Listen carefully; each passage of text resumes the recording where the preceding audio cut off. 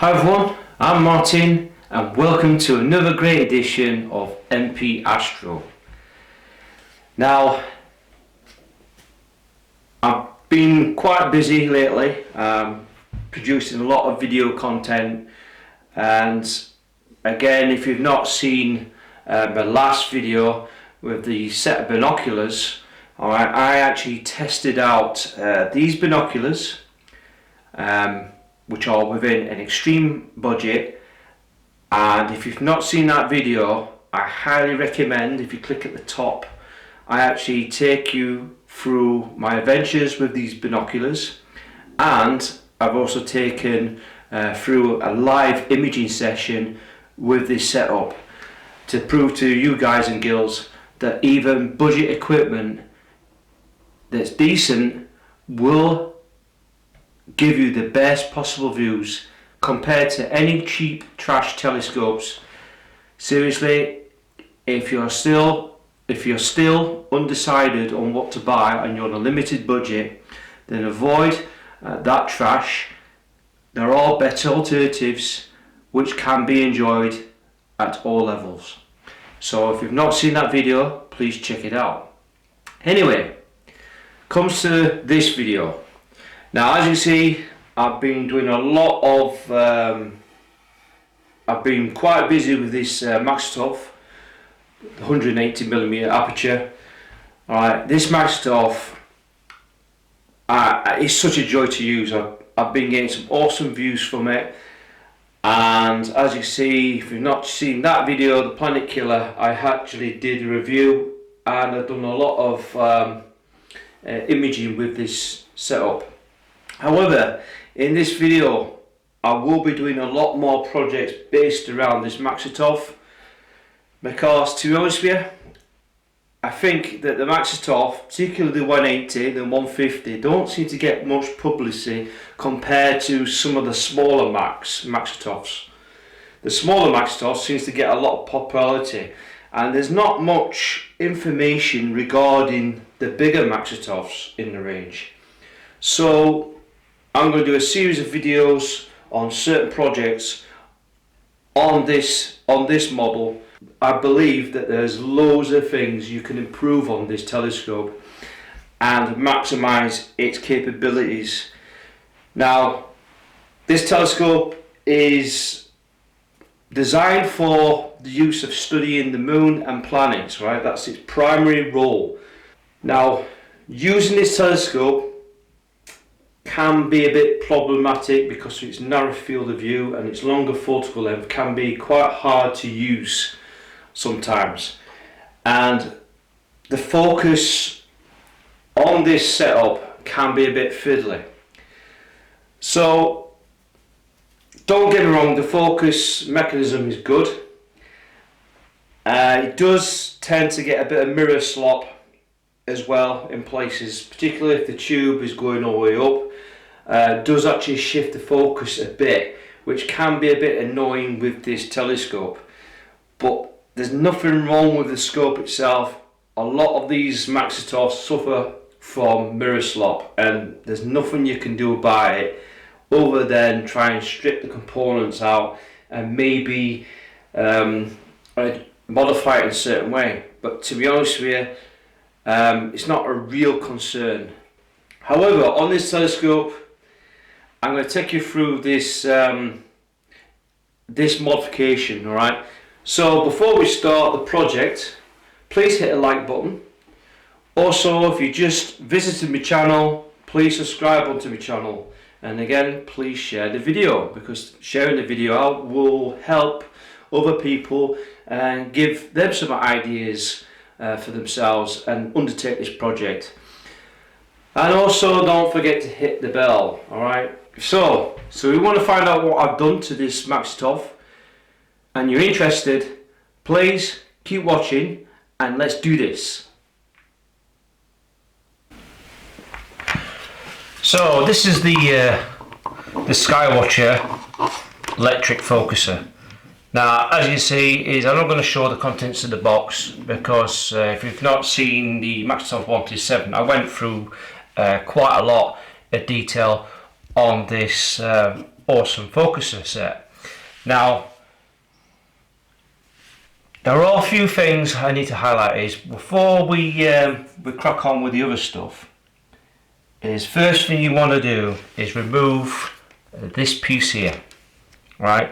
This is usually really stuck on there, and you usually have to use the issued Allen key to crack this off, right? And you need to pop the spindle off, right? So you've got the metal shaft here, all right? That's the first thing you need to do when you're going to install this on your Maxitov 180. Now the second part is the bracket. Now the bracket is usually fitted, usually issued with the electronic focuser from Skywatcher. Now as you can see here, what I've done here is I've slightly modified the plate. Now it has to be this type of plate in order to fit, but what I've done is you see these tiny 4mm holes here, but on that side all I've done was re-drilled with 5mm holes, okay, to make them a little bit bigger. I'll explain later on in the video why that is, but get a 5mm drill bit, use a drill and just make these holes slightly bigger, okay. So that's another thing you need to do with the modification. Now the other component is this. This is a G2 aluminium timing pulley, and this one is the 35mm diameter one. Right. This GT2 has a spindle shaft of 6mm. You can use 6.35 millimeter shaft. All right. This will take timing belts of 6mm thick. Okay, but you're going to be needing one of these. All right. Now they usually cost between about £5, maybe £6. Sometimes they come in 2 sets, I'm afraid. I will provide the links at the bottom. All right, the links are at the bottom in the description. All right, for this for all these parts. But you'll need a 35mm bore pulley. The next pulley is this one. Again, same GT2 aluminium timing pulley, but this one is a 40 teeth. Now this 40 teeth also has a 12mm diameter hole in the shaft. Now this is being modified slightly. Again, this will take 6mm belt. With this 12mm bore here, I had to modify it slightly, and what I did was use a 30mm drill bit to just elongate the diameter carefully. Now again, if you're drilling into aluminium, I would highly recommend before you start any work is to clamp this pulley onto a vise, right, and just use a vise with vice grips, all right, something that's not going to mark or damage the pulley. And again, all you do is just drill all the way down, all the way through the pulley, okay. And this will make the shaft just a little bit bigger, but I'll explain it later on in the video why we've done that. The next component is this. This is again a GT2 tooth belt, timing belt. Now again, this will accept 6mm. This is a 6mm belt. You can order these online, but I'm afraid the link I provided, they come with 4 pieces, I'm afraid. I have tried to find them as a separate item, but these are the only ones I can find. But with 4 pieces anyway, these will last for a lifetime, but you need to be a timing belt like this. But it needs, the most important thing is it's 280mm, alright? That's where it's more important. And finally, you're going to need some metric 4 screws, okay, with washers, okay, M4 washers and screws. All right, so that's all you need. So we'll grab the electric motor, first thing we want to do is we're going to fit the 35mm pulley, okay? And all we do is, where the holes are, we're just going to line it to the flat surface, like so, right? And it pops in. So you line it up, like so. So you line up the flat piece, and then get yourself the Allen key, and just tighten her up.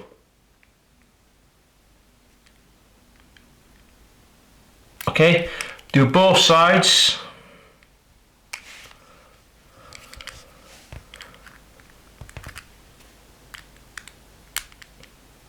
Okay.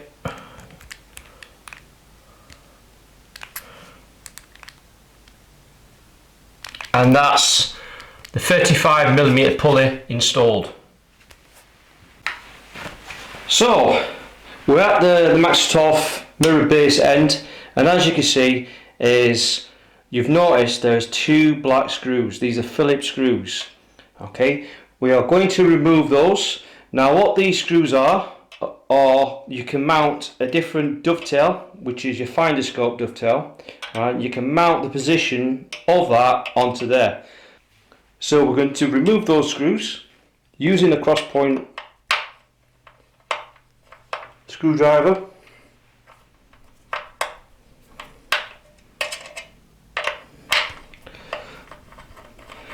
Now these are not securing screws for the main mirror, right? These are just separate screws, right? They don't actually clamp into anything, believe it or not.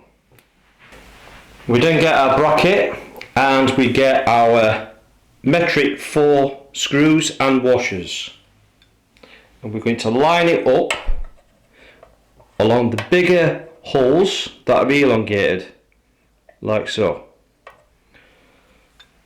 So we're going to line them up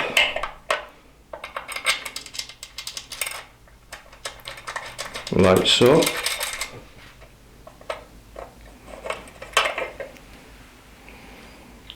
We get the other screw.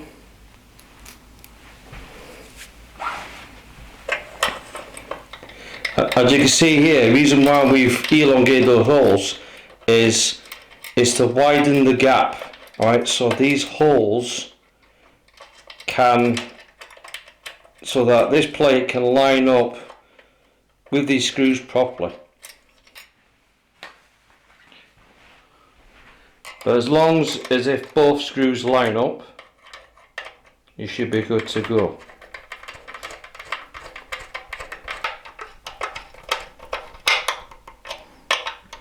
So just nip them up. They don't need to be super tight. Alright, just nipped up, and that is it.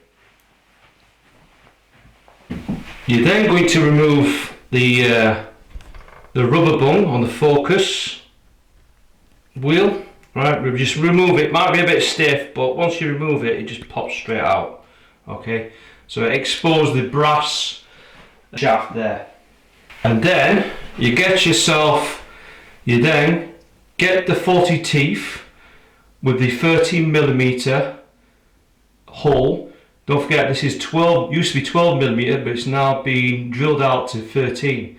And the reasons for that is to allow this pulley to fit nice and snugly onto the focus wheel.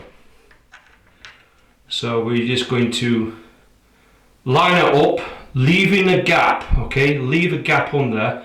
We're not going to really adjust that, but once we put the whole assembly together, you might have to readjust this pulley wheel. Alright, but you don't want this pulley wheel to be fit bang against the housing here for the shaft. So you just want a little bit of a gap here, right, and you're just going to tighten her up like so. Just nip it up and then tighten up the other one.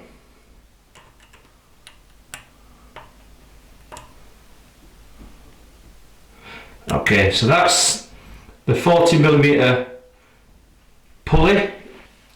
So we're going to install the motor drive, and with this is we're going to put the supplied Skywatcher thumb, the metric free thumb screws and washers. You just line it up. Luckily they're threaded. This can be a bit fiddly sometimes. So you just line them up. So get them onto the... So that's the first screw in. We then get the second screw. And you must use the supplied screws from the electric focuser, because these are the ones that fit.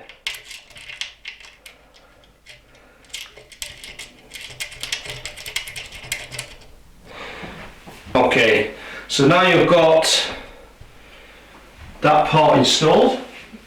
You then get your GT2 pulley belt, okay, and luckily there's a bit of tension. If you're struggling to get it on, you'll have to probably remove the motor drive, okay, and then fit it that way. Alright, so if you get problems like that, just remove one of the screws, okay, and then install the belt that way, okay. You then get your screw again and then line it up. Okay, so we've got that up. Now you'll notice that the motor drive is at a slight angle, but it's designed that way, so don't worry. So what we do now is, like you see, the pulley is a bit slack. So you're going to tilt the motor drive to one side to provide a bit of tension. And then what you do, you get your flat point screwdriver and you're just going to tighten up those screws. Okay, just tighten up those screws once you've got the tension.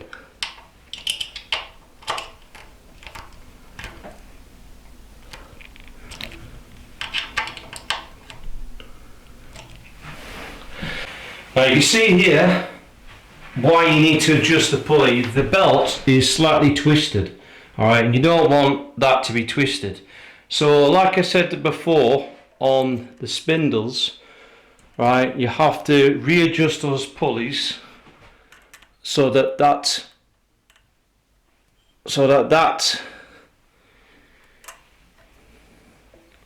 belt is nice and straight. So again, slacken off these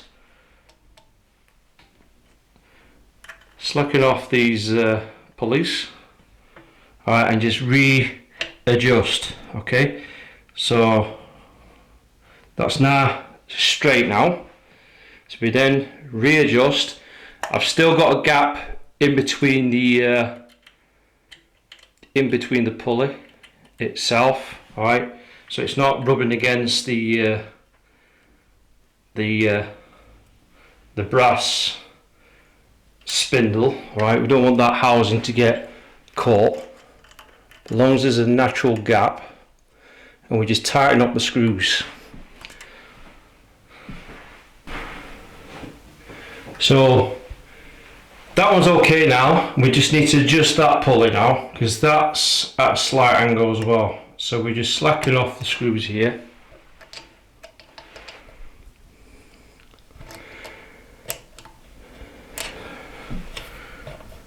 Okay, like so.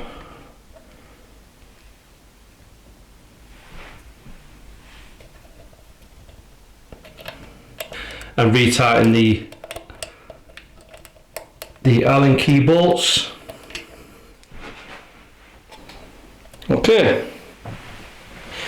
Now you can see that the belt is nice and straight.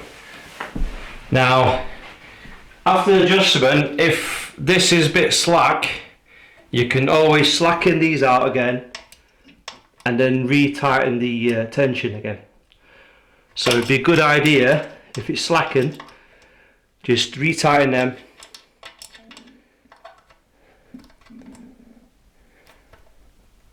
Like so. There you go. Retighten them. And then just lock the screws again.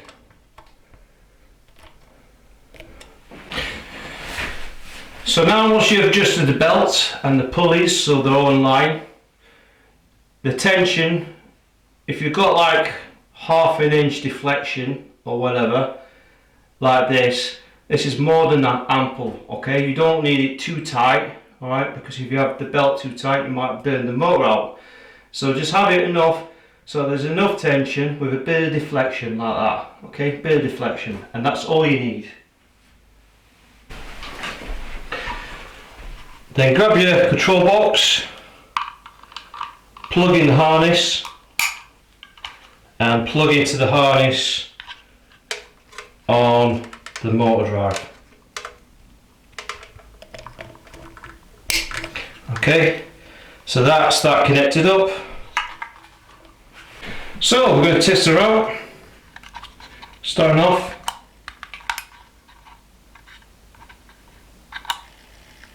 you see it's on slow motion. All we're doing is just making sure that it's not caught on anything or binding somewhere. But and as you can see here,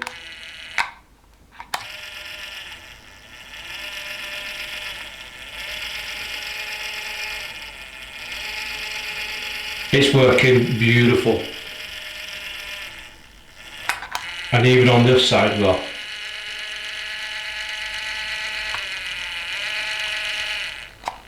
Alright, so it's checking on all speeds as well.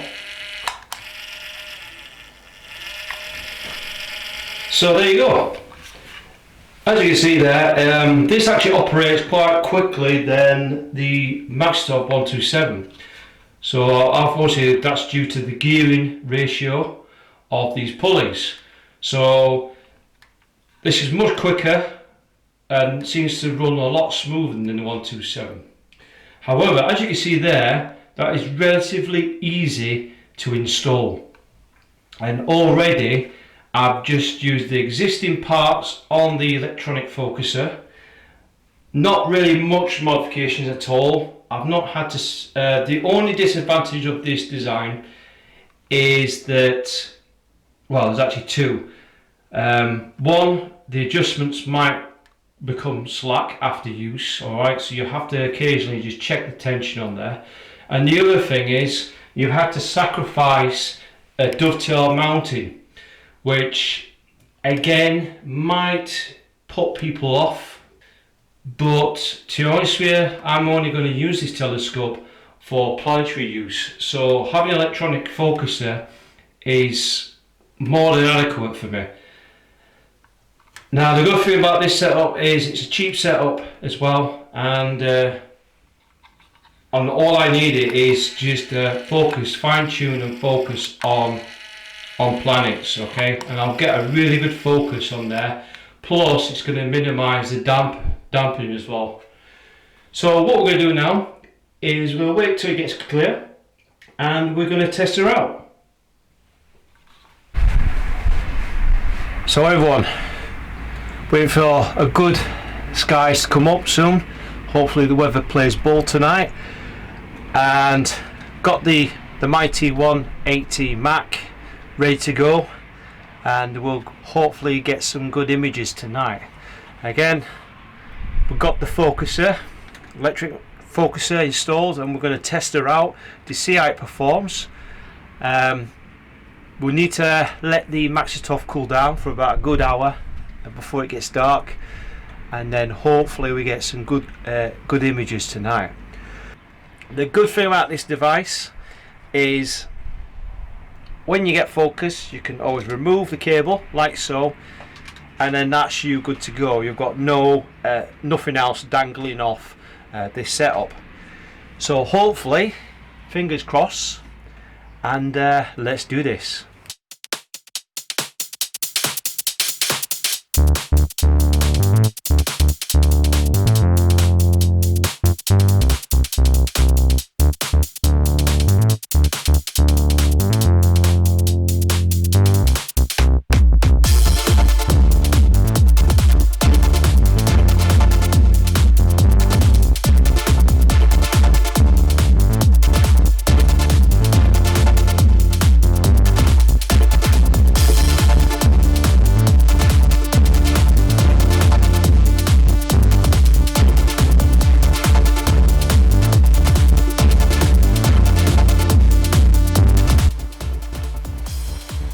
So the moon is up.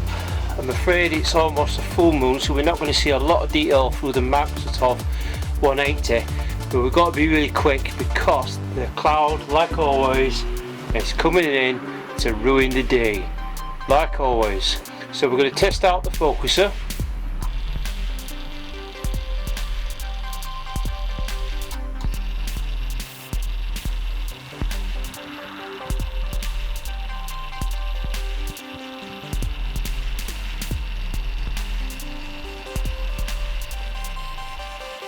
This is on medium speed as well. Oh wow, look at that! That is awesome! Even with this kind of level of detail, I mean, that is unbelievable. I mean, we have got loads of detail there on the moon. Really is a fantastic object, and the focuser, I mean, that is very impressive. We've got some really good detail there on the surface, and the optics on the Maxitov is cooled down. In fact, it's been cooling down all day, to be honest with you, but it's not the best because the atmosphere is still not steady enough. But the focuser, you know, it's really impressive. So I can zoom in and look at that.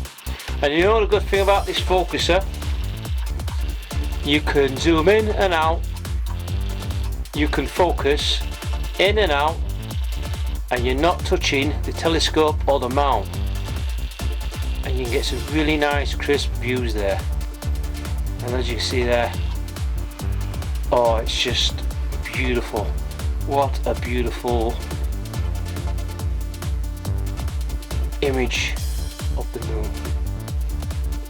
And like always, it's not the best time, but you certainly get a lot of detail on the surface there. So fantastic modification, and it works a treat. And again, I'm using the Canon 600D.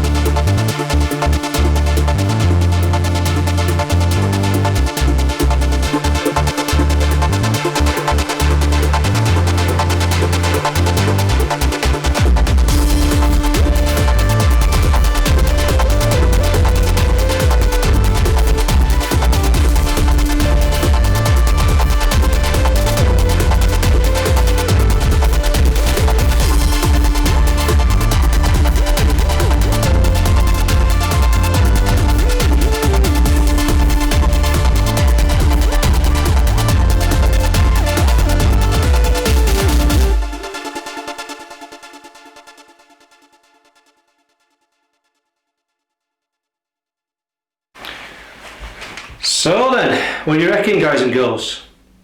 As you can see, the electronic focuser from Skywatcher is really good, and as you can see, I've been able to focus the telescope without touching it, causing vibrations on the mount. And when you're causing vibrations, trying to focus on planets or the moon and all that to get the perfect focus can be really difficult. And this is what this modification can do. Alright, using the existing standard Skywatcher and a few mild alterations, you can achieve a fantastic cheap budget electronic focuser. And don't get me wrong, a lot of these focusers that you can buy out on the astro market can be very expensive. You could be paying up to about £300–400 for an electronic focuser. But then, end of the day, when you're paying for that kind of price, some of the electronic focusers actually do a lot more. In other words, some of them are connected to the PC and they do the auto focusing. So when you're astro imaging, a lot of these focusers can actually autofocus using the software, and it will correct the image that way. But usually systems like that are usually ideally suited for long exposure photography, and the reasons for that is some of the mirrors can actually shift and adjust the focus, particular in temperature changes, where the minute drop in temperature can actually affect the focus on an image, especially if you're taking long timed exposures from 10 minutes, 20 minutes, 30 minutes long or something, for that example. However, this is not a bad little focuser. It's really good for planets. I wouldn't say it's really good for taking long exposure because there's certain limitations, but it helps to improve on the performance on the telescope, and being able just to control the telescope focus without touching it, it actually makes it easier for you to get a crisp, sharp image of the planets, and it does help a lot. The good thing is, it is quite cheap to do. Some of the parts are quite simple. You can order them online. The links are provided below. Please feel free, if you've got one of these electronic focusers lying around, again, order this from a lot of good astro retailers like Rother Valley Optics or First Light Optics or 365 Astronomy. Alright, there are some good retailers that sell this at a good price, and a simple design, anyone can do it, and the good thing is it's actually a lot easier than the modification that I did on the Maxitov 127, alright, where I had to make a special bracket. Here in this design there is no requirement to make any bracket, it just simply bolts on there. The only modifications is to sort out the pulleys, okay, themselves, right? You have to slightly modify them a bit. However, I couldn't find one exact sizes, but it's near as damn it. So, and you have to modify the plate as well. But apart from that, it's a really good system, very cheap, very simple to do, a lot easier than the 127 Mac, and actually performs better than the other modification I did as well, because of the gear ratio, it seems to be a lot more quicker. On the 127 Mac, I'll be honest with you, the modification worked, but it was very slow, very slow focus travel. So obviously the gear ratios were a bit different on that design. But apart from that, the only downside of it is the tension. If you lose a bit of tension, you'll have to adjust it by the screws. And secondly, the other thing is is that you'll have to sacrifice one of your dovetail mounting holes, alright, which can be a bit annoying, alright, but I'm afraid if you can sacrifice that, then that's fine. But if you want to like fit a guide scope or something like that on there, then you might need to find another place to mount your guide scope, or just swap out the finder scope bracket. Alright, just swap the finder scope and do that way. So it does have its limitations, I'll be honest with you, but it's a cheap modification and anyone can do it. Alright, really, it's easy to do. And the good thing is it takes half an hour to do. It's so simple. But so if you like what you see on this video, please hit the like button. If you just visited my channel, alright, please hit the subscribe button. Also, please share this video out. Again, this is an idea that I know a lot of people have done a lot of projects similar to this design. This is nothing new, but it helps if you share this. If you share this video out, it may help many others who's got this type of telescope. There's a fair few good YouTubers. Shut up!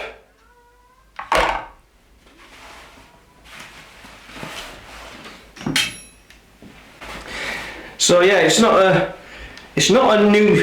a new modification as such, because there's many other people have done this before, but it's just not well known. And with this video, please share this video out, because it will help to expand the community. If people don't know about this, they can undertake this project themselves. So please share this video, and also hit the notification bell, because there'll be many more great projects and reviews coming out soon. And believe me, I've got loads of videos, content just waiting for you guys and girls. So that concludes my video. I wish to say thanks again, thanks for watching, remember, stay safe, and I wish you all clear skies.